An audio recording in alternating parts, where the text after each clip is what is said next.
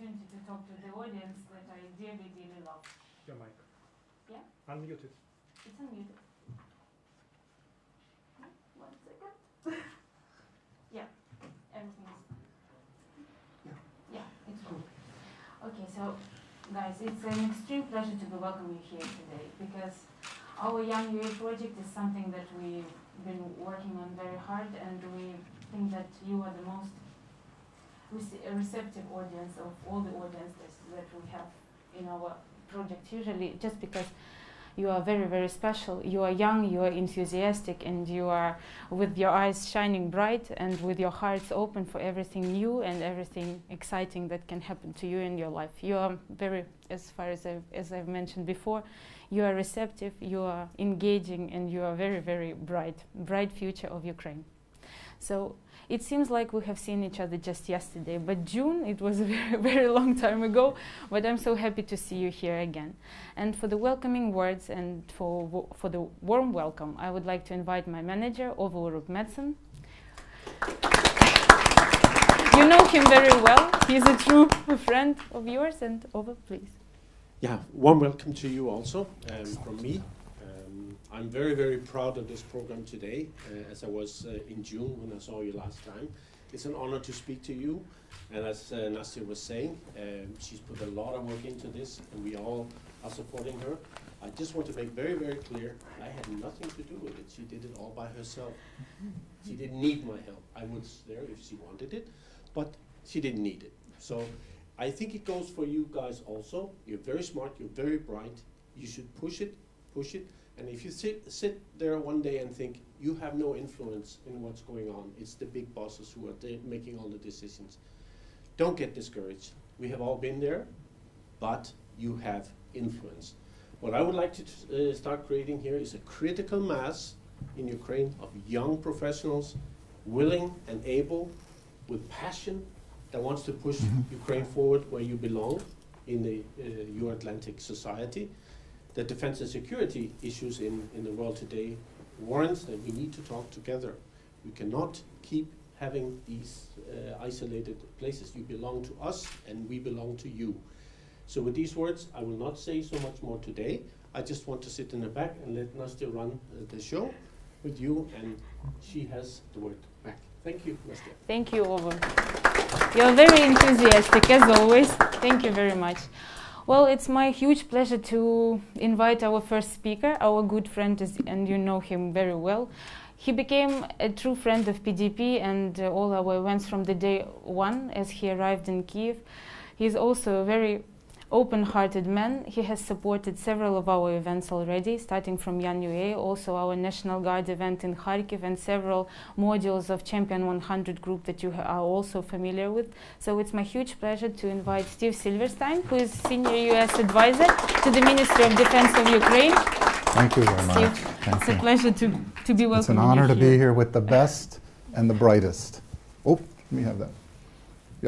The best and the brightest. That's the theme for today. I just want to tell you one quick thing, and then we'll go into the program. We've got a couple little surprises today. And it doesn't matter if there's 5 people here or 50,000 people here. The idea is you are the best and the brightest. I work with Poltorak and Petrenko and all of the ministers.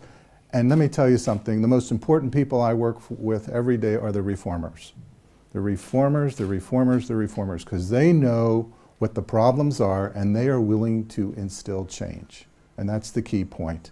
This week, I had the opportunity to see a film called Winter on Fire.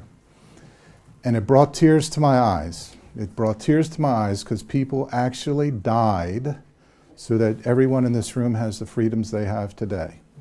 And one of the themes of Winter on Fire was probably 6 or 7 times during the film, people were singing the national anthem of Ukraine. It was the rally point of Ukraine.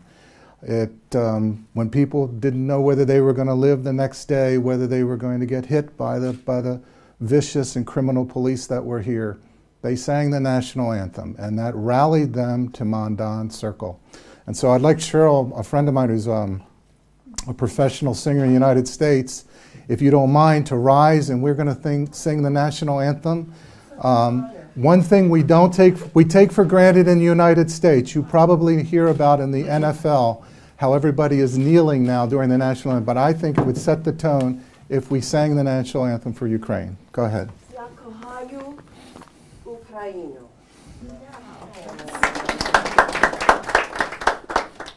And please join in. Ще не вмерла Україні, ні слава, ні воля. Ще нам, браття українці, усміхнеться доля. Згинуть наші вороженьки, як роса на сонці, запануєм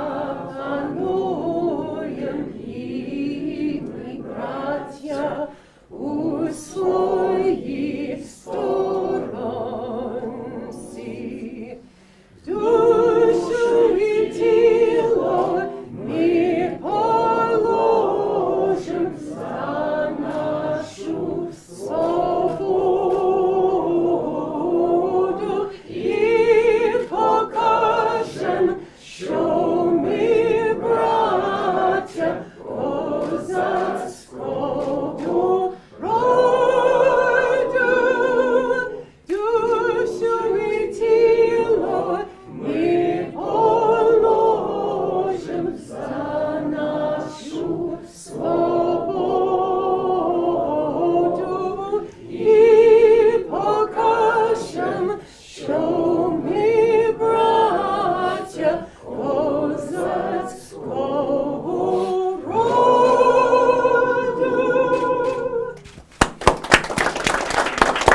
All of you. Thank you, Cheryl. Okay, so I firmly believe you are the best and the brightest, and you are the future of Ukraine. And I wanted to start off with a short film. Again, it's going to be a little different, something we kind of do in the U.S. We go back and forth in lecturing. But I looked on YouTube and I found something pretty inspirational, I thought, that talked about finding your inner voice. I'm not going to go through that again. I spoke about it last time. I'm not sure. How many were here that heard about that last time, the inner voice? Okay, so we have a couple that have been listening to their inner voice. I know Valentino has. But let's play this real quick, and I'll do a short description. And then what I'm going to do is tell you how you can make a difference. What are the job opportunities in Ukraine? And what are some of the characteristics that will help differentiate you from others to get jobs in this sector if you're interested? Okay? If you don't mind, sir.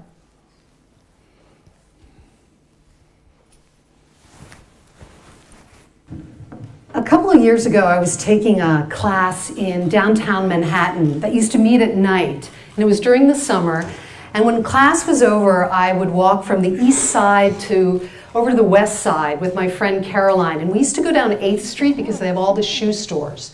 And we would talk, and we'd talk about class, and we'd talk about the shoes. And one night, it's like July, about 8 o'clock at night, we were headed toward the subway. And coming toward us in the distance were what looked like 3 college kids, wearing t-shirts and jeans and laughing and joking around. And as they started to move closer, I had this thought, something's going to happen. You know that feeling that you get, the kind of uncomfortable, uneasy feeling in your body where something doesn't feel it doesn't feel right? It's that feeling you get when your mother says she wants to fix you up with somebody nice. Well, that was the kind of feeling I had.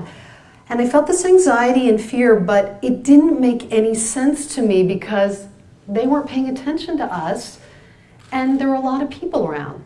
So I pushed the feeling aside. And as we were crossing paths, all of a sudden, one of the guys on the outside reached out, grabbed me, picked me up and swung me around and pushed me back across the sidewalk. And then they just took off. And I have no idea to this day why they did it. But when I got my balance, I had 2 thoughts. I'm okay, and I knew it was going to happen. I knew it was going to happen. I felt it in my body, but I didn't trust it.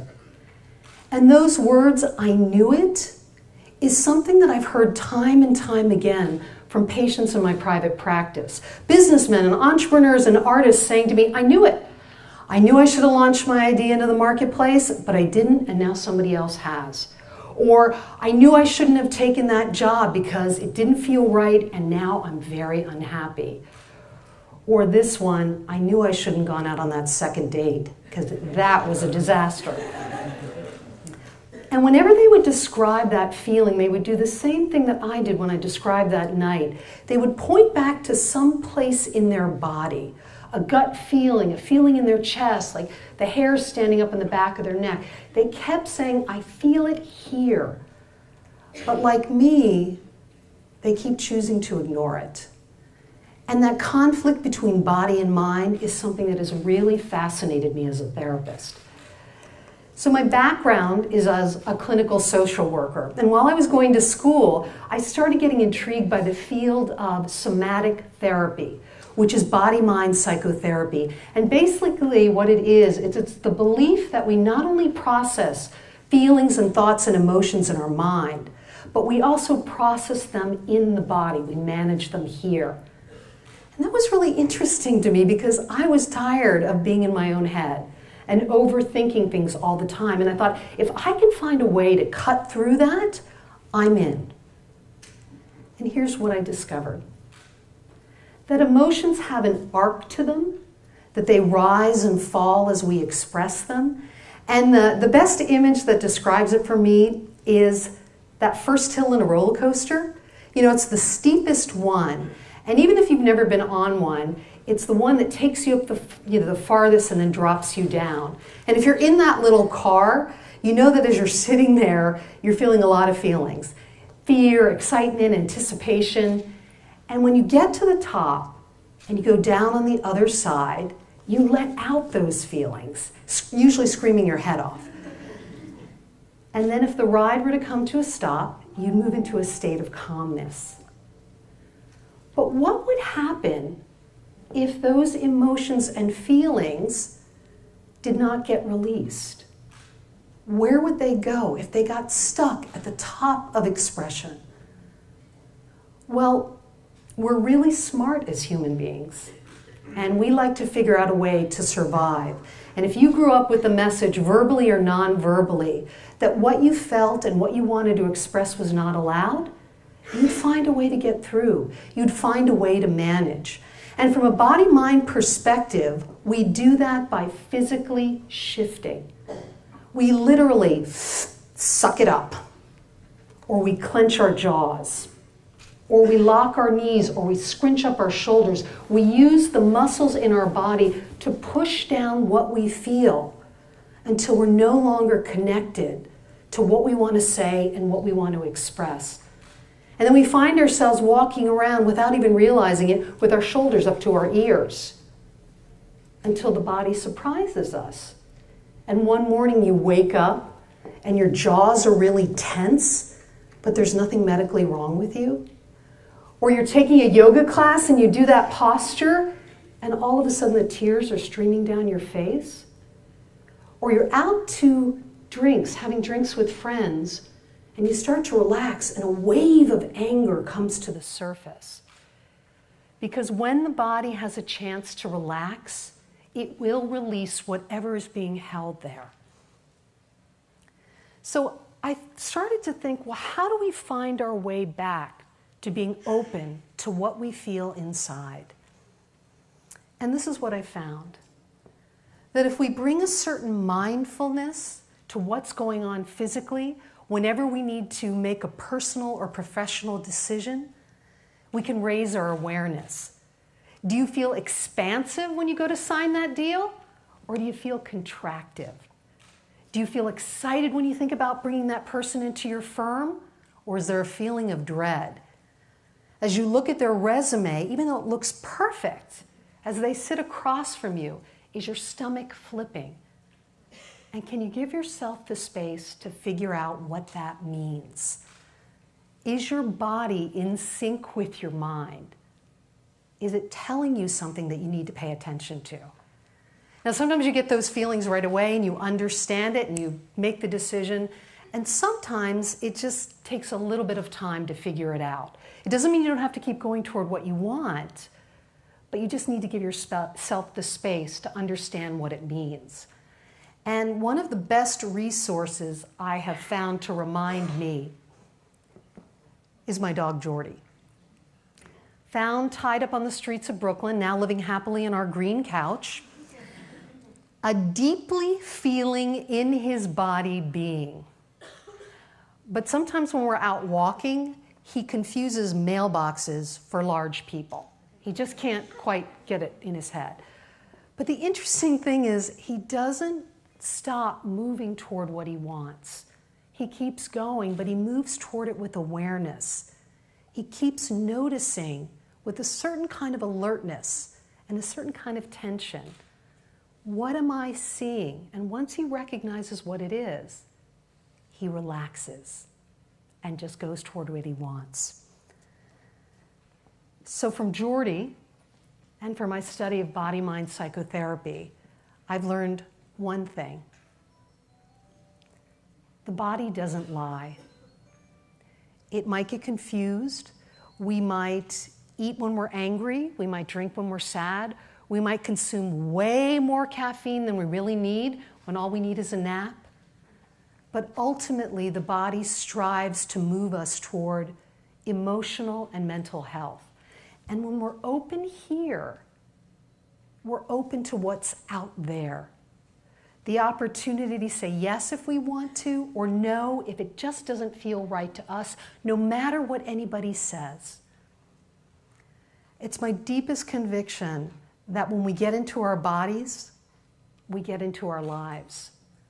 And when we are into our lives, anything is possible. My body has been thrilled to be here. Thank you.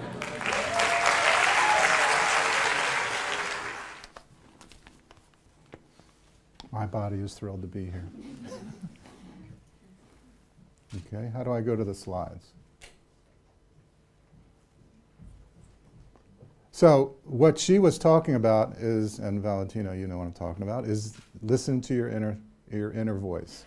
What does that mean, your inner voice? Well, for all of you in this room, you wouldn't be here today if your inner voice didn't tell you that you matter to Ukraine. You do matter to Ukraine. There is no one else but you. If you rely on someone else to do the dirty work, it's not going to happen. Just like in 2014, people stood up and they said enough is enough. I'm even willing to die for the cause. And so this is really what I'm going to brief today, some of the subjects. But I really sincerely, and the reason I'm here today, and I got a lot of other things I could do, but I want to be here because just like I want to be with the reformers, they're the ones that are going to make a difference today and tomorrow. It's honestly, it's not the Poltoroks and Petrenkos and all of the ministers that we have and the Rada and everyone else who hangs out and is very happy with their situation while I walk up and down the street and see people begging for money. Okay, that has to change. It's only been two years, but it has to change. Now, I'm sorry if some of you have seen this picture, but have you seen this picture before? Yes. All right. How many see an ugly person? An ugly woman? A beautiful woman. Yeah, the beautiful woman. She's right here is her chin. But you know, the way you look at this is based on your culture and where you came from in life. How your parents brought you up, whether you like vanilla ice cream or chocolate ice cream. They all have an impact on how you look at the world and the lens that you look in the world. Believe me, how you look at the world is much different than our ministers look at the world. They're looking down and we're looking up.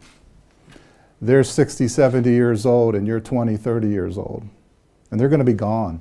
They're going to be gone in another 10 years. That Soviet motif, that Soviet mentality is going to start drifting away. And what's going to fill the void? What's going to fill the void when they die out? I hope we don't have to wait for them to die, but what's going to fill the void? You're going to fill the void. That's right. So what I want to talk to you today is beyond the inner voice, where do we go from there? How do you take what's in your gut if you want to make a difference and implement it for Ukraine and for your children? What is the roadmap? I think one of the roadmaps is what we call the Strategic Defense Bulletin. This right here. This is something that the president signed. How much he believes in it, I don't know. I've met with him a couple times, and I don't know if he signed it because it was the politically correct thing to do, or it was in his heart to do. And I believe in telling you what you need to hear, not what I think you want to hear, but what you need to hear. That's called candor and communication in the United States. If I meet with a general in the United States and he tells me, tell me if something's broken on the base, I'll say to him, sir, do you want me to tell you what I think you need to hear, or do you want me to tell you what I think you want to hear? I'll tell you what you need to hear, but you may not be happy with it. And he'll say, yeah, I want to hear it. And I'll tell him. He didn't want to hear it, but I'll tell him anyway. And this Strategic Defense Bulletin, which is required by NATO as a first step, defines the roadmap for NATO principles. Now, why is that important to be in NATO? I mean, obviously, the United States is not the expert on everything. We have so many problems right now. We have a president who doesn't agree with Congress and doesn't agree with our football players and doesn't agree with a lot of different things. But the NATO principles, which were developed back in 1949, NATO is a kind of a fraternity of European countries, including the United States, that provides a lot of structure and protection. God forbid if Putin was to come to Kyiv. Well, 29 countries would stand up against him, not just Ukraine. So there are a lot of reasons why Ukraine wants to be part of NATO moving forward, in addition to financial support also. And so this basic principles which were signed, they have to be implemented, we're saying, by 2020. Now, is that going to happen? Is that going to happen, Mr. National Guard, by 2020? I don't think it is either. I don't think it is, because we're moving too slow and they're dragging their feet and there's too many people that get 50 cents on the dollar for your defense budget. Okay, let's be honest. And there's too many things that are secret, like boots and socks. Why are they secret? To limit competition. Limit competition, the guy down the street gets the deal. But beyond that, we're trying to be proactive and pushing it as hard as we can. We might have to extend it after 2020, but at least Ukraine's moving in the right direction. And so it's really up to the people in this room, not in Rada, not the Prime Minister. They're going to be gone. They're going to come and go. And a lot of them will probably go back over the border, maybe. But you're going to be here. And it's up to you to instill that change. Again, the NATO, which is the North Atlantic Treaty Organization, which was formed in 1948, 1949. There's 29 countries that are there currently. And it's really important that Ukraine accepts reforms to get into NATO. That's the ticket, like you had a ticket to get in here. To become part of NATO, you have to instill certain reforms and prove that you've instilled certain reforms. And these are the areas that we're really concentrating on in that Strategic Defense Bulletin. There's 5, we call them pillars. And each pillar has some operational objectives. And each of these areas, I'm going to show you that there are huge opportunities for employment that you don't know about in these areas if you're able to differentiate yourself from her. You have a niche that she doesn't have. You speak English, maybe she doesn't. You know accounting, you know medical services, you know logistics. I don't know what you know. Engineering. Everybody's going to have a niche.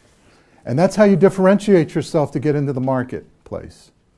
I'm going to show you why that's important. In the U.S., when I was your age, and I graduated from college, the first thing I did was become an intern on Capitol Hill. No pay, absolutely no money at all. But I went to go work for a senator. Why? Because it would look great on my resume, and it would teach me skills that I didn't have, in other words, how to interface with politicians. And then I took another internship with an employer, very small pay, but it provided me with a step to move into the next direction. So let's look at Objective 1, which talks about the defense forces. We want to increase civilian control. Right now, we are trying to increase civilian control in the Ministry of Defense. In the United States, the Secretary of Defense, although he was a former general, is now a civilian. Most of our secretaries in the United States, ministers, we call them secretaries, they are all civilians. None of them are military. It's important, and according to NATO, that we increase our civilian control. We need to improve our governmental system. We have general staff, and I haven't figured this one out. Maybe someone in the room can explain it to me. We have general staff and we have Minister of Defense, and very rarely do they speak or talk to each other, and they do the same kind of work. I haven't figured out why that is, but it's causing a lot of problems.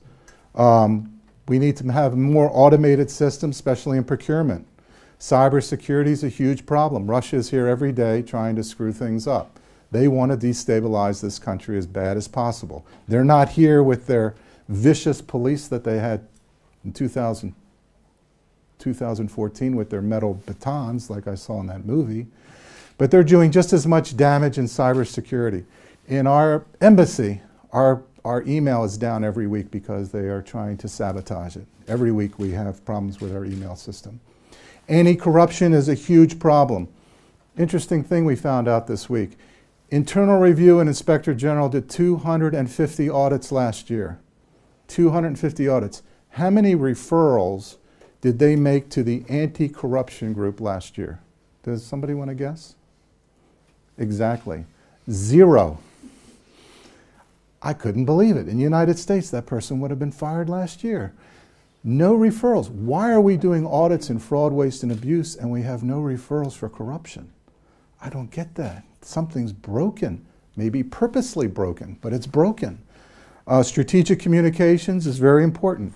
All of these areas, there are potential job opportunities, every single one of them. Objective number 2, planning resource management. Risk management is something brand new to this country.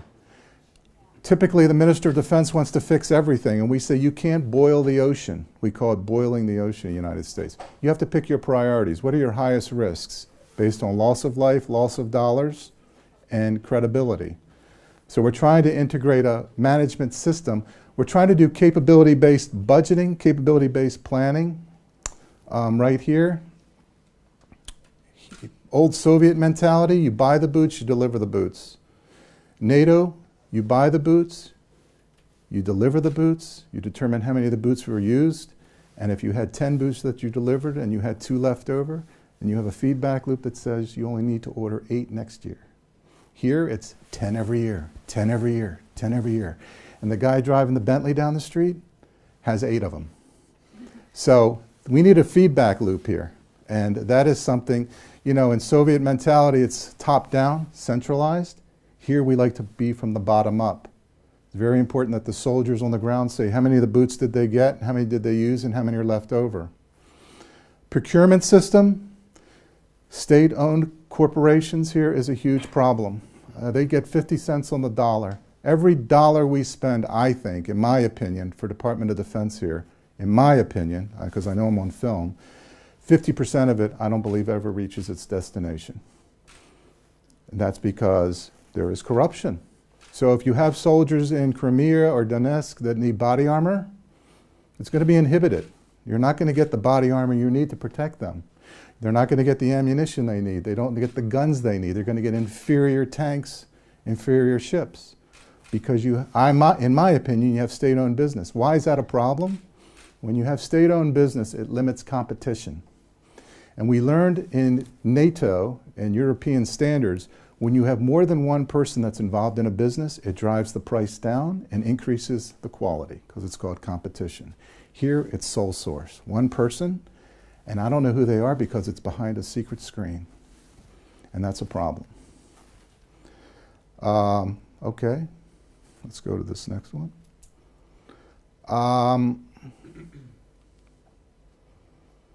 One of the successes we had this week, which is very successful, and Denise, you probably know about this, is increasing the salary for NCOs, non-commissioned officers. In my experience, the non-commissioned officers in this country were street sweepers, somebody that used to dig ditches. In the United States, they're actually the people that fight the wars. Our SEALs, our Navy SEALs, our SEAL Team 6 are NCOs. The ones that went in to kill Osama bin Laden were NCOs. They are the backbone of the military in NATO countries. Here, officers believe they are the backbone and that everybody else, all the NCOs, are custodial workers, I should say. So what we're trying to do, and we've had a lot of success, is make NCOs professional. And this week we were able to increase their salaries so that instead of them being stopped at a certain tier level, they're able to continue to grow and not leave. Now, why did the minister approve that?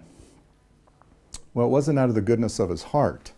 We were able to convince him that it is cheaper to give them incremental raises than to have to pay and train all new NCOs coming in the back door. It's cheaper, so it's a win-win, we call it.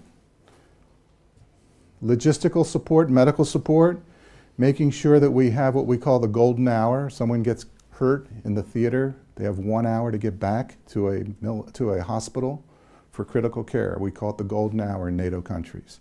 If you go beyond the critical hour, typically it's going to cause a greater incidence of death. So how do we instill the critical hour here? It's helicopters, we now have ambulances that are coming in, medical kits, all of those logistical things to make sure we get our wounded out on time. And then finally, we have professionalism of the defense. We have a very good professional training system. I was at National Guard in Kyiv a couple months ago. Top notch, probably better than anything I've seen in the United States. Professional, clean, professional, very standardized. But that's not happening throughout the military services here. It's a lot of disconnects. We just last week went to Lviv, where we're training our special ops group. We have probably 400 Americans there assisting in the training of Ukrainian special ops. I'm not doing well with this. Here we go. And we had Lithuanian, we have Poland, we have Czechoslovakia, all of these things that you don't know about. But they're there in Lviv every day training Ukrainians to fight. And it's, how many weeks is that? Do you know, Dennis? I think it's 8 to 12 week initial course and then 4 more months after that. And they do trench warfare and everything. It was pretty exciting to see. Okay, so we're moving pretty quickly here. So I talked to you about all those pillars that describe the needs of Ukraine. But what's in it for you? What's in it for you? Well, embedded in each of those pillars are these disciplines that if I was here, if I was 20, 22 years, 25 years old, 27 years old, and I wanted to get involved in helping Ukraine, it's not just getting involved politically. All of these different areas that are here are skill sets that we are desperately looking for, both in the government and outside the government. When I was your age, the first thing I thought about was getting a job in the government. That's only 25% of the job market here. You probably don't realize it, but it's only 25%. There's opportunities in employment, mentoring, internship, and volunteering. And each of those pillars have one of these disciplines that I think are very much available. Now, I have a one-page template that I would share with you. I'm going to give it to you at the end. You can get it from her. It's a one-page template. NATO, US is one-page resume. I used to do a 4-page resume, and the employer would say, only read the first page. If you apply to a huge firm in the United States, it's 1 page. They don't have time to read 4 pages. So I'm going to give you a template, and all you need to do is fill in the template to have a really good-looking template if you're interested in a new resume that is NATO standards, I guess you could say.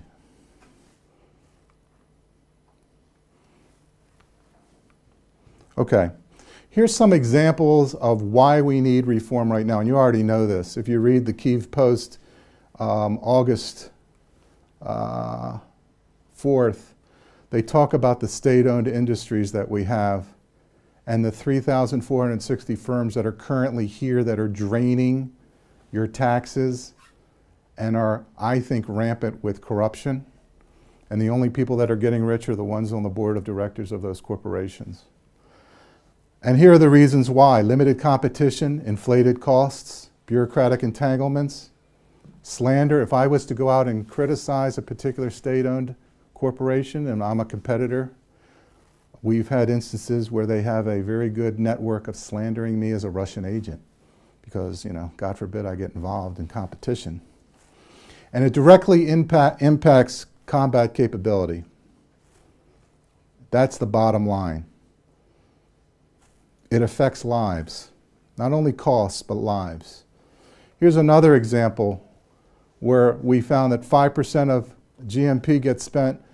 We have a requirement of 5% of GMP gets spent on defense, and every year they add 5%. One of the things we realized is they didn't know what they were adding 5% to. They just took the number last year on the budget and added 5%. And what we said is, let's go back and look at what you added 5% to. Maybe you don't need 5%. And they realized they didn't need 5% because the baseline that they were using was inaccurate. It was based on the year before and the year before that. And so what we're trying, and this is another area, right here. This is another area that we're looking at right now. This company right here, I think, is siphoning off a lot of money that is spent for our military soldiers. And it's all done under secrecy. And secrecy of items like boots and socks? What could be secret about boots and socks? Come on. I mean, really? Last thing I wanted to tell you was capability-based planning. This is another area, again, a Soviet legacy that we're trying to get rid of here. Did you order the boots? Did you get the boots? Did you use the boots? Of the 10 boots, how many do you have left over? Well, we are now involved in a conference, it's called Capability-Based Planning, right here, that provides logistical support for all of our areas for our military. This is done in the Ministry of Defense. All of our areas in the military in terms of planning for training, housing, uniforms, equipment, weapons, and so on and so forth, so that we can properly make sure that we have the right strategic areas covered that should tie into your strategic objectives, and that we do it currently for 3 years, 5 years, and 10 years out.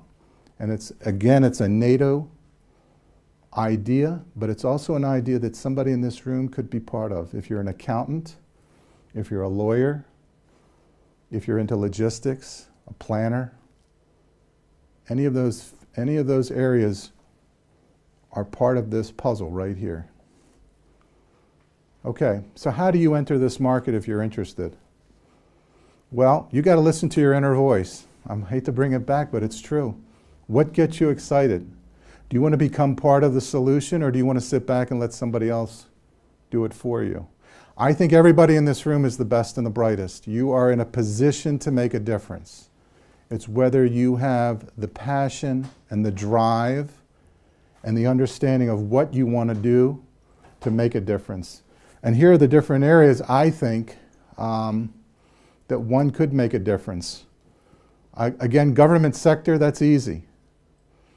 It's easy. I deal with reformers every day who are the most passionate, strong-minded, bright, young people I've ever met, who do not get paid a lot of money to do what they do, but who have a huge impact on reform here, because all of the countries that are here, when I came here the first week, I was told, go to this office and sit there and listen to them.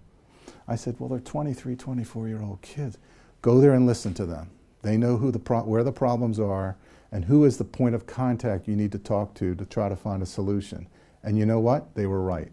And all of the NATO countries go to this office. In the Ministry of Defense, they have their own office. There's about 30 of them. And we meet with them every week. And they are assigned to each of the 5 pillars in the Strategic Defense Bulletin.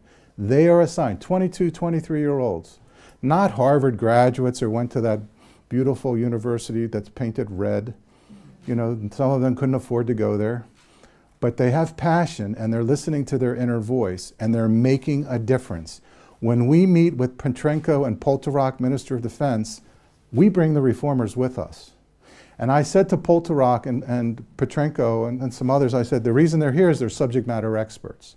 Irrespective of age, grade, or rank, they're subject matter experts. And they agreed. And they are part of that team of reform.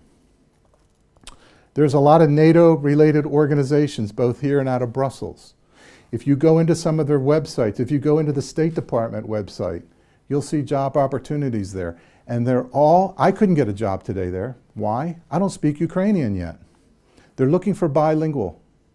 If you can speak English, and you can speak Russian, and you can speak Ukrainian, you can get a job if you have a discipline you're interested in. You just have to go on the internet and look for it. There's plenty of nonprofit organizations that are looking for young bilingual professionals like yourself, the best and the brightest. Transparency International is one of them. There's about 50 of them on the internet. If you look, you have to look. And the other thing I would say is consulting firms, and I worked for 2 of them here. I worked for Pricewaterhouse, and I worked for IBM, and I worked for Deloitte for 10 years. These are all firms that are located right here. If you go down to the main street, you'll see Ernst & Young's sign up on the wall, big building. They're here. They're American firms, but everybody in there is Ukrainian. And they're all young Ukrainians. They're accountants, they're lawyers, all kinds of disciplines. And they're making very good money. Very good money. And they're looking for people that are bilingual, that are the best and the brightest, who have a one-page resume, who have a passion, and who listen to their inner voice. That's the total package that will differentiate you from somebody else. If you remember those 5 things. A good resume that explains who you are, what differentiates you from her, indicating that you're bilingual. You might have to have a secret clearance. What is your niche? What is your discipline that you're interested in, that you have a passion for? And you may even want to add a certification to it, right here. Here's a great certification. You go on your website in Ukraine, this organization is right here in Ukraine. You can do this on the computer. Project Management Professional, PMP. Or maybe cybersecurity, am I right? Maybe cybersecurity, Certified Information Security Officer. Or maybe you want to become a certified professional manager. Why do you want this certification? Again, it differentiates you from her. And if I'm hiring and you're bilingual and you both have the same degrees, I'm going to go for the person that has the certification. So think about certifications. Go online and look at all the certifications that are available that can differentiate you from the person that's sitting next to you. I think when I walk downtown and I look at this wall, it reminds me of all of those that had a passion and listened to their inner voice and were actually willing to die for a cause. Actually willing to die for a cause. And I think we do every one of them a disservice if we don't take advantage of our skills that are in this room right now. Figure out what you want to do, get off your ass, and do it. That's my message today. Move forward. I have one last YouTube I want to show. The Jim Carrey, you probably know him as a comedian. He's also a Mensa graduate, very brilliant guy, and I think he says it better than I ever could. Your whole life imagining ghosts, worrying about the pathway to the future, but all there will ever be is what's happening here, and the decisions we make in this moment, which are based in either love or fear. So many of us choose our path out of fear disguised as practicality. What we really want seems impossibly out of reach and ridiculous to expect, so we never dare to ask the universe for it. I'm saying, I'm the proof that you can ask the universe for it. Please.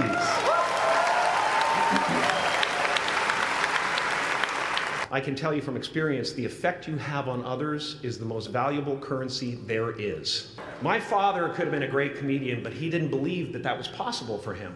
And so he made a conservative choice. Instead, he got a safe job as an accountant. And when I was 12 years old, he was let go from that safe job. And our family had to do whatever we could to survive. I learned many great lessons from my father, not the least of which was that you can fail at what you don't want. So you might as well take a chance on doing what you love.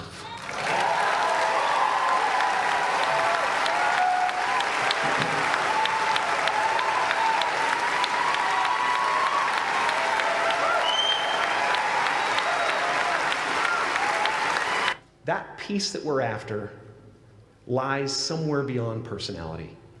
Your need for acceptance can make you invisible in this world. Don't let anything stand in the way of the light that shines through this form. Risk being seen in all of your glory.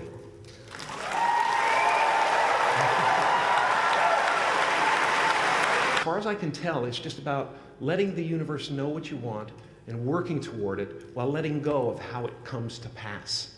And when I say life doesn't happen to you, it happens for you, I really don't know if that's true. I'm just making a conscious choice to perceive challenges as something beneficial so that I can deal with them in the most productive way. You'll come up with your own style. That's part of the fun. Like many of you, I was concerned about going out into the world and doing something bigger than myself, until someone smarter than myself made me realize that there is nothing bigger than myself.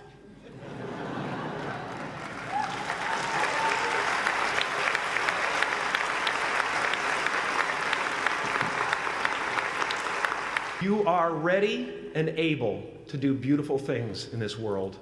And after you walk through those doors today, you will only ever have two choices: love or fear.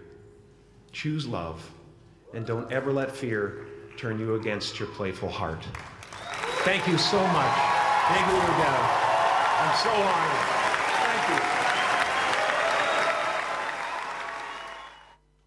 Well, thank you for having me. It's an honor for me to be here. Yeah. Thank you very much, dear Steve. Thank you very much, dear Steve, and I welcome you to ask questions if you have. I will bring you the microphone. I encourage you to.